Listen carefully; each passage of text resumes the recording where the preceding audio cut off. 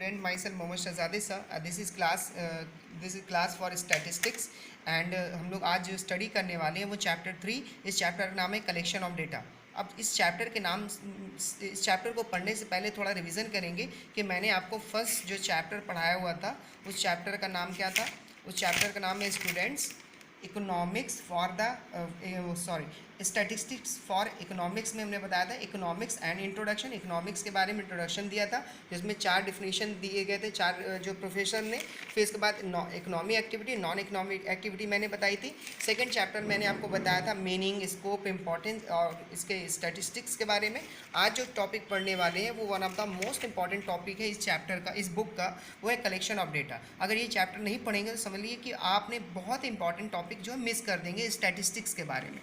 और कोई भी किसी भी स्टूडेंट्स को अगर ये लग रहा होगा बहुत ज़्यादा टफ है तो ऐसा कुछ नहीं. आप जो है मैथ में जो जितनी आसानी से छोड़ने की कोशिश कर रहे थे या सोच रहे थे बहुत टफ है, हम उसको बहुत ज़्यादा सिंपल वे में उसको आपके सामने प्रेजेंट करेंगे. तो चलिए लेट्स स्टार्ट. हम लोगों का थर्ड चैप्टर स्टार्ट होने वाला है जिसका नाम है कलेक्शन ऑफ डेटा. अब हम लोग क्या, जैसा कि इसके नाम से पता चला है कलेक्शन ऑफ डेटा, यानी डेटा का मतलब क्या होता है, इन्फॉर्मेशन. डेटा का मतलब क्या होता है भाई, इन्फॉर्मेशन. आपके लिए मैं लिख रहा हूँ इन्फॉर्मेशन का मतलब होता है बेटा जानकारी. यानी ऐसी कोई भी इन्फॉर्मेशन जो किसी से भी रिलेटेड हो सकती है, जो जिसका कोई ना कोई ऑब्जेक्ट हो रहा है, ऑब्जेक्ट है जिस भी इंफॉर्मेशन की मुझे नीड है उसका यूज़ करने के लिए जो हम लोग उसको कलेक्ट करते हैं उसको हम क्या कहते हैं, कलेक्शन ऑफ डेटा. अब डेटा कलेक्शन करते हैं तो डेटा जो है कलेक्ट करने के बहुत से तरीके होते हैं, ठीक है ना. आप जो है पर्सनली जाके पर्सनली जाके इन्वेस्टिगेशन करके रिपोर्ट निकाल सकते हैं, या किसी के ज़रिए निकाल सकते हैं, या टेलीविज़न के ज़रिए निकाल सकते हैं, या आप जो है न्यूज़पेपर के ज़रिए से, मतलब बहुत ढेर सारे सोर्सेज हैं आप डेटा को कलेक्ट कर सकते हैं. तो अब हम लोग आज का जो चैप्टर स्टार्ट करने वाले हैं वो कलेक्शन ऑफ डेटा के बारे में. Collection of data is the first step in any statistical investigation. यानी कोई भी स्टैटिस्टिकल इन्वेस्टिगेशन करने के लिए किसी भी टॉपिक के बारे में, जैसे कोरोना पॉजिटिव कितने पेशेंट हैं आजकल इंडिया में, तो ये क्या है, स्टैटिस्टिकल इन्वेस्टिगेशन कर रहे हैं. यानी लोगों से पूछ रहे हैं, गांव में, कस्बे में, घरों में, ज़िलों में जाकर पूछ रहे हैं, डेटा कलेक्ट कर रहे हैं, इन्फॉर्मेशन को कलेक्ट कर रहे हैं, कितने लोग पॉजिटिव है, कितने लोग नेगेटिव हैं. So it is the very important function. ये हमारा बहुत ही ज़्यादा इंपॉर्टेंट फंक्शन होता है स्टैटिस्टिक्स के लिए. अब इसमें स्टैटिस्टिक्स मीन डेटा और क्वांटिटेटिव इन्फॉर्मेशन. यानी कोई भी डेटा जो आप कलेक्ट करते हैं वो किसमें को होना चाहिए, क्वांटिटेटिव में होना चाहिए, ठीक है. क्वालिटेटिव नहीं होना चाहिए, वो नंबरों में एक्सप्रेस होना चाहिए, क्वालिटी में नहीं एक्सप्रेस होना चाहिए. Okay student, capable of some meaningful conclusion, ताकि उसका मीनिंगफुल कंक्लूजन निकल सके. जैसे एग्जांपल के तौर पे कि कुछ सालों पहले जो है फूड ग्रेन्स जो है फसल उगाई जा रही थी, उसमें क्या बोलते हैं इंडिया में, तो 70-71 के दरमियान 108 मिलियन टन जो है फसल उगाई गई. 78 से 79 के बीच में 132 टन जो है फसल उगाई गई. 79 से 80 के बीच में 108. इस तरीके से ये क्या है, ये डिटेल जो दिया गया है इसी को हम लोग क्या कहते हैं, कलेक्शन ऑफ डेटा. यानी लोगों के घरों पे जाकर लोगों से पूछ करके डायरेक्टली और इनडायरेक्टली वेज में हमने जो इन्फॉर्मेशन को कलेक्ट किया है उसको हम लोग क्या कहते हैं, कलेक्शन ऑफ डेटा कहते हैं. अब डेटा मैं चिल्ला रहा हूँ, डेटा है क्या. डाटा भी लोग कुछ कहते हैं, कुछ लोग डेटा भी कहते हैं. तो बेसिकली मैं जो कहता हूँ वो डेटा ही अच्छा लगता है मुझे, उससे डाटा पढ़ते हैं. तो data is the information who collected anywhere. Data क्या है कि इन्फॉर्मेशन जो कहीं से भी किसी भी तरीके से आप इन्फॉर्मेशन को कलेक्ट करते हैं.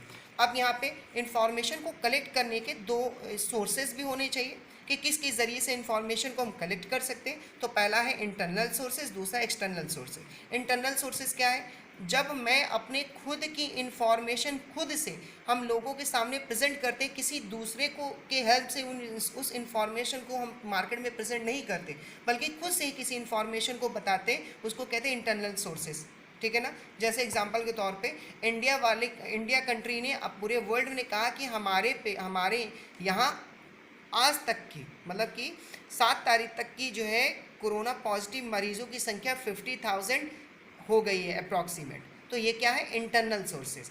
मगर अमेरिका वालों ने अगर इनके बारे में कहा कि भारत में जो कोरोना पॉजिटिव पेशेंट्स की जो संख्या है वो हो गई है 50,000, तो ये हो गया एक्सटर्नल सोर्सेज, ठीक है ना. जब हम खुद अपने बारे में प्रेजेंट करते हैं किसी को तो इंटरनल सोर्सेज, और जब किसी दूसरे के ज़रिए से इन्फॉर्मेशन को कलेक्ट करके लोगों के सामने प्रेजेंट करते हैं उसको क्या कहते हैं, एक्सटर्नल सोर्सेज.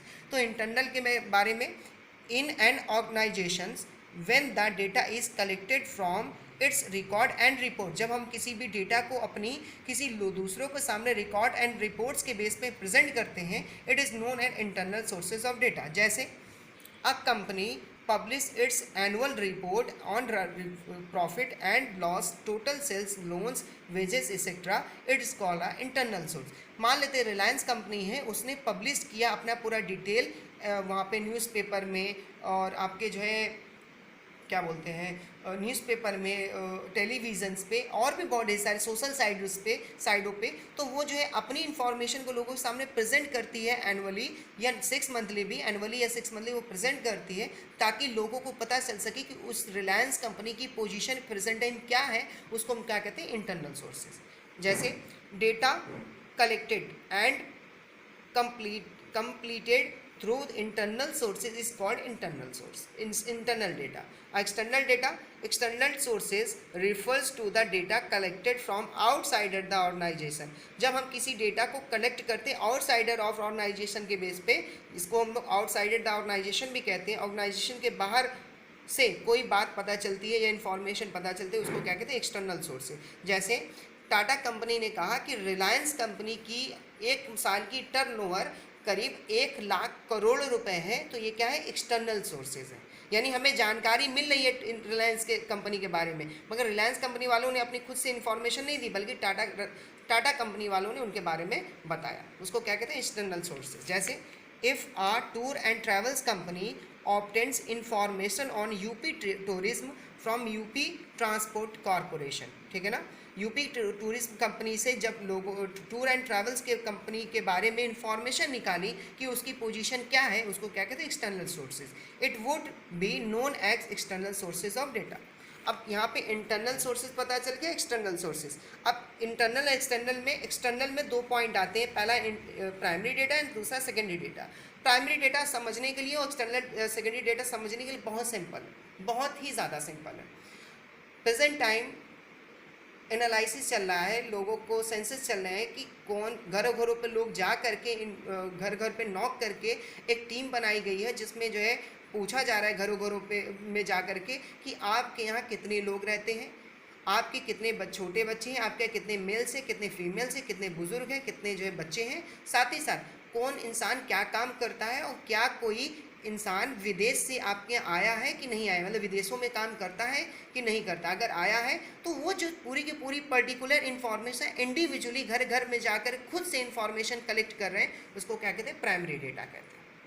और सेकेंडरी डेटा वह डेटा होता है जब वही टीम जो है लोगों ने गवर्नमेंट ने भेजी है घरों में जाके इन्फॉर्मेशन निकालने के लिए, वो डायरेक्ट जाता है सभासद के पास और नगर पालिका में और पूछता है कि इस मोहल्ले में कितने लोग रहते हैं, कितने लोग बच्चे हैं, कितने बूढ़े हैं, कितने बुजुर्ग हैं, और कितने लोग जो है विदेशों में काम करते हैं। ये पूरी की पूरी जो डिटेल हम खुद उसके घर पे जाके नहीं बल्कि किसी दूसरे से पूछ रहे हैं, उसको क्या कहते हैं, सेकेंडरी डेटा कहते हैं। ठीक है ना। आइए इसको थोड़ा समझते हैं। Primary data is the data which is originally, yes ये वर्ड ये बहुत इंपॉर्टेंट है, ओरिजिनली कलेक्टेड, खुद से हम कलेक्ट करते हैं, कलेक्टेड बाई एन इन्वेस्टिगेटर। जब इन्वेस्टिगेशन करके हम किसी भी डेटा को ओरिजिनली कलेक्ट करते हैं, उसको हम लोग क्या कहते हैं, प्राइमरी डेटा। और agencies for the first time for some specific purpose, किसी स्पेसिफिक पर्पस के लिए कोई भी ऑर्गेनाइजेशन जा कर के इन्वेस्टिगेशन करता है किसी भी जगह पे, किसी भी स्पेसिफिक पर्पस के लिए खुद से जाकर इन्वेस्टिगेशन करता है, उसको क्या कहते हैं, प्राइमरी डेटा कहते हैं। जैसे population census conducted by government of India, वहाँ खुद घरों घरों में जा कर के खुद इन्फॉर्मेशन नॉक करके निकालते कितने लोग रहते हैं आपके घर में, कितने लोग नहीं, ये क्या है, primary data. Secondary data the data which is not directly collected but rather obtain from the published और unpublished sources is known as secondary data. It is also known as second hand data। यानी किसी दूसरे के ज़रिए information लेके मैं किसी भी चीज़ के बारे में प्रेजेंट करता हूँ, उसको क्या कहते हैं, सेकेंडरी डेटा। ठीक है। यहाँ पे economic survey published by government of India, government of India ने इकोनॉमिक सर्वे करना है उसको, तो जो है वो किसी दूसरे की इंफॉर्मेशन को लेकर के लोगों के सामने प्रेजेंट करता है, उसको क्या कहते हैं, सेकेंडरी डेटा कहते हैं। ठीक है।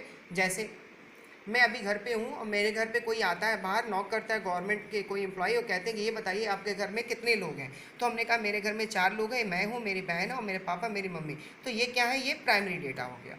मगर वही बंदे जो है आते हैं और जो है यहाँ मोहल्ले के एक बंदे को, एक पर्सन को पकड़ते हैं और कहते हैं ये बताइए इनके घर में, ये जो घर दिख रहा है वाइट कलर का, इस घर में कितने लोग रहते हैं। उन्होंने कहा 4 लोग रहते हैं। उसने, तो ये क्या हो गया, सेकेंडरी डेटा हो गया। आप बोलेंगे सर दोनों में इन्फॉर्मेशन तो सेम है, मगर कभी कभी क्या होता है स्टूडेंट कि इन्फॉर्मेशन कभी कभी गलत हो जाती है। हो सकता है कि उस जिस भी पर्सन से वो पूछ रहे हैं उसको मेरे घर के बारे में पता ही नहीं कि मेरे घर में कितने लोग हैं, ठीक है ना, और उसने गलती से अगर कह दिया 5, तो ये तो इन्फॉर्मेशन गलत हो गई ना। तो ये जो है इन्फॉर्मेशन प्राइमरी डेटा जो होती है एक्यूरेट होती है फैक्ट एंड फिगर में, और ये जो होते हैं अनएक्यूरेट होती है, मगर ये भी फैक्ट एंड फिगर में होती है मगर अनएक्यूरेट होती है। ये ट्रूथ होती है, ये ट्रू होती है, ये ट्रू भी हो सकती है, फॉल्स भी हो सकती है।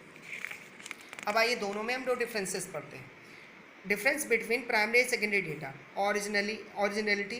Primary data are originally because they are collected by investigator himself, ये खुद से इन्वेस्टिगेशन करके इंफॉर्मेशन निकालते हैं।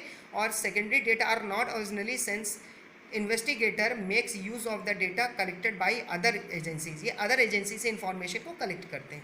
Sources, primary data are collected by some agencies or person by using the method of data collection, ये किसी एजेंसी या किसी पर्सन की हेल्प से किसी भी इंफॉर्मेशन को डाटा कलेक्ट मेथड से डाटा कलेक्शन करते हैं। और ये जो है क्या होता है, secondary data are already collected and processed by some person और agencies and it is ready for use, और ये किसी और के इंफॉर्मेशन को कलेक्ट करके उसका यूज़ करते हैं।